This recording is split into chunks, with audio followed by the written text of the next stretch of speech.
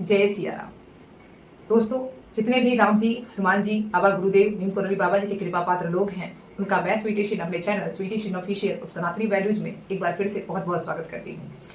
ये एक नया वीडियो है, एक नया प्रयास है।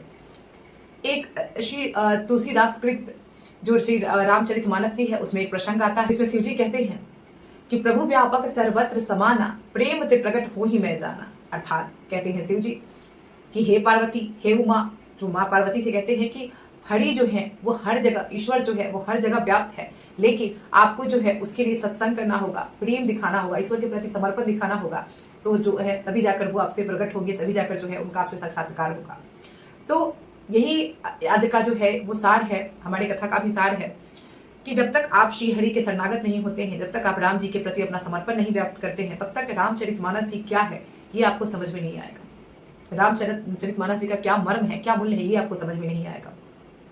परम पूज्य श्री प्रेमानंद जी बाबा कहते हैं कि जो भी एक बार श्री रामचरितमानस जी का पाठ भावपूर्ण कर लेता है, देखिए सबसे पहले मैंने कहा है कि सबसे पहले प्रेम भाव जो है आपका ईश्वर के चरण में, वो सबसे इंपॉर्टेंट है। आप धूप बत्ती नहीं करते हैं, आप कोई भी पूजा पाठ की विशेष कोई यातना नहीं करते हैं, इसके बावजूद अगर आप सच्चे हृदय से, सच्चे मन से अगर भगवान का नाम कीर्तन करते हैं प्रेम से, तो निश्चित रूप से जो है भगवान को वही सबसे ज्यादा प्यारा है। तो इसी तरीके से प्रेमानंद जी महाराज कहते हैं परम पूज्य कि जो भी एक बार श्री रामचरितमानस जी का पाठ कर लेता है, उसे कभी भी यमपुरी का मुंह नहीं देखना पड़ता। और कहा यह भी गया है कि वो निरंतर, जो भी श्री रामचरितमानस जी का पाठ कर लेता है, वो निरंतर श्री हरि का, श्री राम जी का और हनुमान जी का तो निरंतर लाडला बना रहता है। इसीलिए मैं कहती हूँ कि मेरे चैनल पे सबसे ज्यादा जो है पवित्र और सबसे ज्यादा पावन मेरे अनुसार से जो ग्रंथ है वो है श्री रामचरितमानस जी। इसीलिए मैं इस कथा का जो है पठन पाठन आपके साथ कर रही हूँ। मैं चाहती हूँ कि जितने भी सनातनी हैं वो लोग श्री रामचरितमानस जी के मर्म को समझें, और सभी लोगों को जो है इनका अर्थ जो है वो अक्षरशः पता होना चाहिए। इसीलिए मैंने ये सीरीज शुरू की है। आपको पता है कि मेरे चैनल स्वीटी शिन ऑफिशियल पे हाल ही में श्री सुंदरकांड जी, जो कि इसी का भाग था, श्री रामचरितमानस जी का ही भाग था, वो समाप्त हुआ है। और उसके बाद हम लोगों ने जो है ये जो कि आपकी सुविधा के लिए मैंने जो है ये बहुत ही पवित्र पावन ग्रंथ, जिसने मेरे जीवन को पूरी तरीके से बदल दिया। हनुमान जी महाराज की भक्त में पहले से थे, लेकिन राम जी के चरणों में प्रीति जो मेरी हुई इस ग्रंथ को पढ़ने के बाद, जो सकारात्मकता मैंने अनुभव की, मैं चाहती हूँ कि वही अनुभव सभी लोगों को हो। इसलिए मैंने जो है इस पाठ का पठन पाठन करना आपके साथ शुरू किया है। तो चलिए दोस्तों, रामचरितमानस में हमारी कथा जो है अभी तक ये हुई थी कि संतों की महिमा क्या है, संत की संगति से क्या होता है। संत जो है वो चलते फिरते, अगर सच्चे संत आपको मिल रहे हैं तो वो चलते फिरते एक जो है वो आपको तीर्थ के समान है। जिस प्रकार अगर तीर्थराज प्रयाग में नहाने से आपको पुण्य की प्राप्ति होती है, उसी प्रकार अगर आपको कोई सच्चे संत मिल जाते हैं तो उनसे भी जो है आपको उसी प्रकार की जो तीर्थ की का जो फल होता है वो आपको प्राप्त होता है। इसी क्रम में हम लोग आगे बढ़ेंगे कथा में, लेकिन उसके पहले आपको पता है कि मेरे चैनल का एक परंपरा है कि सबसे पहले हम लोग प्रथम पूज्य गणेश भगवान को प्रणाम करेंगे और उस तत्पश्चात जो है अपने कथा की तरफ आगे बढ़ेंगे हरि नाम कीर्तन के साथ। तो शुरू करते हैं। ओम श्री गणेशाय नमः। श्री जानकी बल्लभ विजयते बालकांड प्रारंभ। जय श्री सीताराम, जय बाबा हनुमान, नमः पार्वती पतये, हर हर महादेव, जय गुरुदेव। श्री राम जय राम जय जय राम, श्री राम जय राम जय जय राम, सीताराम सीताराम सीताराम सीता, मंगल भवना मंगल हारी, द्रवौ सुदशरथ अजर बिहारी। श्री राम जय राम जय जय राम, श्री राम जय राम जय जय राम, दीन दयाल बिरदु संभारी, हरौ नाथ मम संकट। श्री राम जय राम जय जय राम, श्री राम जय राम जय जय राम, जय श्री सीताराम। सभी पधारिए और राम कथा का श्रवण कीजिए।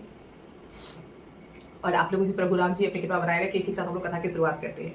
हमारा अगला पद है, मंजन फल पेखिए तत्काला, का कोई पिक बगौ मराला, सुनी आचरज करे जन कोई, संत संगति महिमा नहीं कोई। अर्थात कहते हैं तुलसीदास जी यहाँ पे जो है संतों की महिमा का बखान आगे भी करते हैं और कहते हैं कि संत रूपी जो तीर्थ राज है उसमें स्नान करने से जो कौवा है वो कोयल बन जाता है और बगुला जो है वो हंस बन जाता है।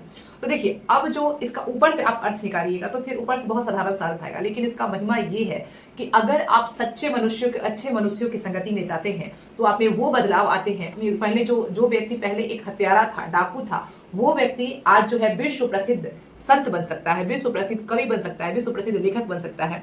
तो यहीं पे उसी कौवे के कोयल होने की और उसी बगुले की हंस होने की बात यहाँ पे हो रही है। ये कथा का मर्म है। जिस प्रकार जो है वो नारद जी की संगति पाकर, जिस प्रकार हरि नाम का संगत पाकर जो है वो श्री वाल्मीकि जी एक डाकू से सीधे इतने महान जगत प्रसिद्ध विश्व प्रसिद्ध कवि बन गए, लेखक बन गए। इतने बड़े जो रचना है श्री रामायण जी, उनकी रचना की उन्होंने। तो ये उसी बगुले और हंस की बात है, उसी कौवे और कोयल की बात हो रही है। और ये कैसे संभव हुआ? ये संत संगति से ही संभव हुआ। इसलिए जो है तुलसीदास जी कहते हैं कि जो भी संतों की संगति करता है, ये ऐसा तीर्थराज है जिसमें स्नान करने से कुछ भी संभव है।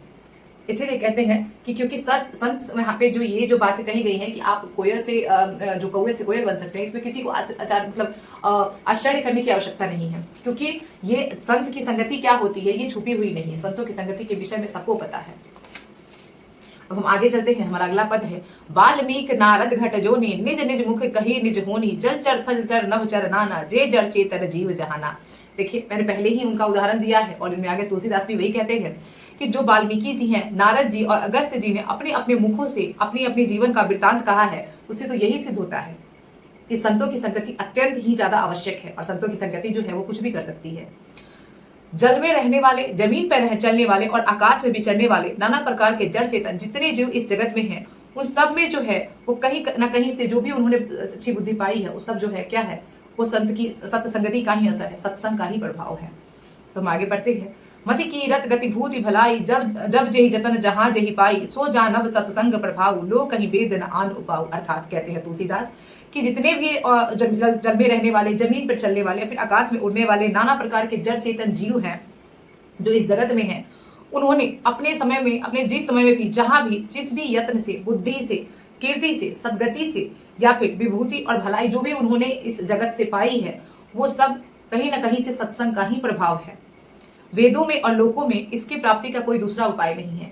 जब तक आप सत्संग नहीं करेंगे, जब तक आप जो है आपको सत्संग का मतलब ये हुआ, जब तक आपको अच्छे गुरु नहीं मिले, तब तक आपको अच्छा गाइडेंस नहीं मिला अपने जीवन में, तब तक ना आप इस जगत में जो है वो बुद्धि अर्जित कर सकते हैं, ना ही कीर्ति अर्जित कर सकते हैं, ना ही वैभव अर्जित कर सकते हैं, ना ही यश जो है वो अनुभव कर सकते हैं, और ना ही आप ऐश्वर्य प्राप्त कर सकते हैं। इन सब के लिए कहीं ना कहीं किसी न किसी रूप में आपको जो है संत संगति की आवश्यकता पड़ेगी, जिसको हम आज सत्संग भी कहते हैं। तो सत्संग का बहुत बड़ा महत्व है। इसको ऐसे अब हम जब यहाँ पे मैं ये कहना चाहती हूँ कि सत्संग जब शब्द आता है हमारे सामने, तो हमारा जो जेनजी जनरेशन है, हमारे जो मिलेनियल जनरेशन के लोग हैं, आजकल के लोग हैं, वो ये समझ लेते हैं, क्योंकि आजकल हमारे धार्मिक ग्रंथों में अर्थ का अनर्थ करने की तो एक बहुत ही बुरी परंपरा चल रही है, बहुत ही घृणित परंपरा चल रही है कि हमारे धर्म ग्रंथों को इजीली टारगेट किया जा रहा है, उनके ऊपरी अर्थ को, क्योंकि जिसने भी इसका अनुवाद किया है उसने अक्षर अक्षर का जो है अनुवाद निकाल के रख दिया है। जिस प्रकार हम अंग्रेजी का अनुवाद करते हैं और हिंदी का कुछ से कुछ हिंदी ला के रख देता है, उसी तरीके से हमारे धार्मिक ग्रंथों के साथ भी हुआ है।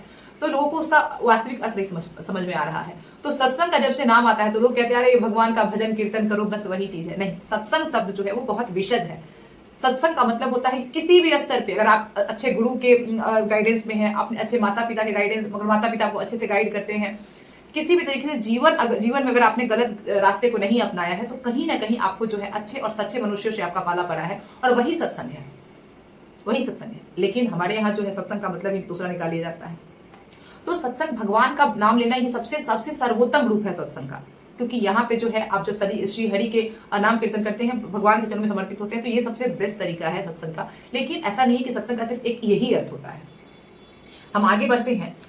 कहते हैं तुलसीदास जी, सठ सुधरहि सत्संगति पाई, पारस परस उदात सहाई, विधि बस सुजन कुसंगत पढ़ही, फनी मनी सम निज गुण अनुसरहि। अर्थात कहते हैं तुलसीदास जी कि दुष्ट भी अगर संत संगति में रहे, अगर सत्संगति में रहे, दुष्ट को भी अगर अच्छी संगति दी जाए, तो निश्चित रूप से जो है वो उसी तरीके से सुधर जाते हैं जैसे पारस के स्पर्श से लोहा जो है सोना बन जाता है। दुष्टों में अगर हम, जैसे कि आप उदाहरण आप देख ही रहे हैं कि जो वाल्मीकि जी हैं, वो एक ये डाकू थे, लेकिन चूंकि उनको नारद भगवान का सानिध्य जो है सत्संगति प्राप्त हुई, तो वो जो है एक महान कवि, महान लेखक, महान जो है ऋषि बन गए।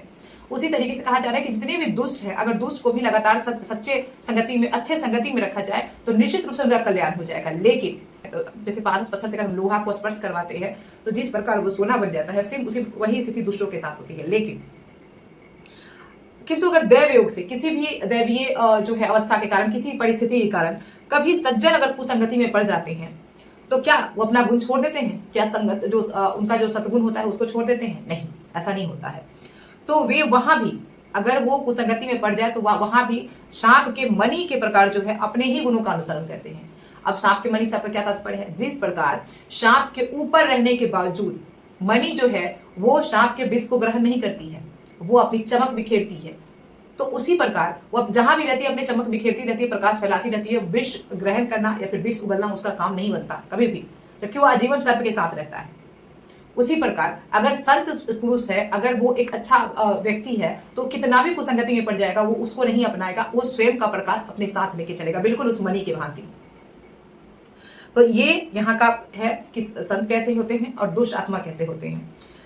आगे कहते हैं तुलसीदास, विधि हरिहर कवि को विद नाही, कहत साधु महिमा सकुचानी, सो मोसन कही जात न कैसे, साक बनिक मणि गुणगण जैसे। अर्थात कहते हैं तुलसीदास कि ब्रह्म, विष्णु, शिव, कवि और पंडितों की वाणी भी संत महिमा का वर्णन करने में सक जाती है। कहते हैं कि मैं अपने तुक्ष मुख से क्या संतों की महिमा का गान करूं, जबकि स्वयं जो शिव जी हैं, जो ब्रह्मा जी हैं, जो विष्णु जी हैं, जो कवि हैं, जो ब्राह्मण हैं, उनकी भी वाणी जो है वो, उनके वाणी से भी जो है वो संतों की संगति का की महिमा का वखान नहीं हो सकता है पूर्ण रूप में। कहते हैं कि मैं क्या हूं, मैं तो तुच्छ हूं, मेरी तो अवस्था वैसे ही है जैसे कि साग बेचने वाला मणि बेचने का जो है काम करना चाहे। जब उतने बड़े बड़े जो देवी देवता हैं उनसे के मुख से भी जो है वो संतों की महिमा का वखान जो है वो पूर्ण रूप में नहीं हो पाता, तो मेरी क्या औकात है। कह रहे हैं तुलसीदास की मेरी क्या हैसियत है। ये तो बिल्कुल वैसी बात हो जाएगी जैसे एक तरकारी बेचने वाला मनी बेचने की बात कर रहा है। हम आगे बढ़ते हैं। बंदौ सत्य समान चित, हित अनहित नहीं कोई, अंजलि गत सुमन जिमी, सम सुगंध कर दोई। श्री राम जय राम जय जय राम, श्री राम जय राम जय जय राम, मंगल भवना मंगल हारी, द्रवहु सुदशरथ अजर बिहारी। संत सरल चित जगत हित, जानी सुभाव सनेही, बाल विनय सनिकरी कृपा, रामचरण रति देहु। श्री राम जय राम जय जय राम, श्री राम जय राम जय जय राम, मंगल भवना मंगल हारी, द्रवहु सुदशरथ अजर बिहारी। अर्थात अब तुलसीदास जी कहते हैं कि मैं संतों को प्रणाम करता हूँ जिनके चित्त में समता है और जिनका ना कोई मित्र है और ना ही कोई शत्रु है, मतलब उनके लिए सब कोई समान है। संत वही होते हैं जो सबको एक सच्ची दृष्टि से देखे। जैसे हमारे प्रेमानंद जी महाराज हैं अभी पूज्य, जो मुझे उदाहरण उन्हीं का याद आता है कि मैं उनको बहुत ज्यादा सुनती हूँ, कि उनके नजर में जो है वो कोई बड़ा नहीं, कोई छोटा नहीं, एक समान है सब, जिनका कोई ना मित्र है ना कोई शत्रु है। जैसे अंजलि में रखे हुए सुंदर फूल, जिन हाथों ने फूलों को तोड़ा और जिसने उनको रखा, उन दोनों ही हाथों को समान रूप से सुगंधित करते हैं। यहाँ पे तुलसीदास जी जो है बहुत अच्छे अच्छे उदाहरण भी देते जा रहे हैं ताकि आप अपने जो है भावार्थ को अच्छे तरीके से समझ पाए। कह रहे हैं कि जिस तरह से आपने अंजलि में जो है आपने फूल रखा है, तो वो फूल आपके हाथों को भी सुगंधित करेंगे और जिसने उस फूल को तोड़ा है उसके हाथों को ही वही सुगंध देंगे। उसी प्रकार जो है संतों का चरित्र है और मैं उन संतों के जो है वो जो है प्रणाम करता हूँ। कहते हैं तुलसीदास जी कि वैसे ही संत जो है वो शत्रु और मित्र दोनों का समान रूप से कल्याण करते हैं। जिस प्रकार अंजलि का जो फूल है वो, जिस प्रकार जो हाथ है उसमें, जिस हाथ में फूल रखे गए हैं उसको भी, और जिस हाथ से फूल तोड़े गए हैं उनको भी सुगंधित करता है, उसी प्रकार जो संतों का चरित्र होता है वो शत्रुओं का और मित्रों का दोनों का कल्याण करने वाला होता है। तुलसीदास जी कहते हैं मैं ऐसे संतों को प्रणाम करता हूँ। और दूसरे दोहा में तुलसीदास जी कहते हैं कि संत जो है वो क्या क्या होते हैं, वो सरल हृदय होते हैं और जगत के हितकारी होते हैं। संत कैसा होते हैं, जिनके हृदय में जो है वो किसी प्रकार का छल नहीं होता है, कपट नहीं होता है, और वो संसार को लेकर जो है वो सिर्फ हितकर ही सोचते हैं, संसार का हित ही सोचते हैं। उनके ऐसे स्वभाव और स्नेह को जानकर मैं विनय करता हूँ, मैं विनती करता हूँ, कह रहे हैं तुलसीदास जी, मेरी इस बाल विनय को सुनकर कृपा करके श्री राम जी के चरणों में मुझे प्रीति दे। और संतों से प्रार्थना करते हैं कि मैं उनसे अपने बाल बुद्धि से जितना हो सका उससे उनकी महिमा का वर्णन करके मैं उनके चरित्र, उनके चरणों में जो है अपना शरण नवाता हूँ, और मैं उनसे प्रार्थना करता हूँ कि वो मुझे श्री रामचंद्र के चरणों की जो है प्रीति वो प्रदान करें। तो दोस्तों यहीं पे जितने भी लोग राम जी के कृपा पात्र हैं उनको उनके लिए कथा को मैं यहीं पे विश्राम देती हूँ। अब हमारी मुलाकात होगी अगले वीडियो में। लेकिन मैं आपसे एक बात कहना चाहती हूँ कि जितने भी लोग राम कथा का श्रवण कर रहे हैं, आगे तो और भी कथा आने वाली, जिससे बहुत ही सुंदर सुंदर लघु कथाएं भी हैं शामिल, जो इसमें आपको सुनने के लिए मिलेगी। लेकिन जितने भी लोग नित्य प्रति इसको देख रहे हैं, जो है इस कथा का श्रवण कर रहे हैं, उनसे एक मेरी विनती है, ये हमारा परिवार है और हमारा परिवार आपके सहयोग से ही आगे बढ़ेगा। तो मुझे भी एक प्रेरणा की आवश्यकता होती है। तो आप जितने भी लोग इस वीडियो को देख रहे हैं, मेरे चैनल को लाइक करें, शेयर करें और सब्सक्राइब निश्चित रूप से करें। कमेंट में जय सीताराम के साथ ये भी जरूर बताएं कि आपको ये जो राम कथा है वो कैसा लगता है। और एक काम जितने भी लोग हैं सब लोग निश्चित रूप से करें, भगवान का नाम हरि कीर्तन निश्चित रूप से करें, नाम लेखन करें और खुश रहिए, मस्त रहिए, व्यस्त रहिए। अगली वीडियो में हम आपके सामने फिर से उपस्थित होंगे। तब तक के लिए मुझे आज्ञा दीजिए। मैं स्वीटी सिन्हा आपसे विदा लेती हूँ। जय सीताराम, जय बिहार।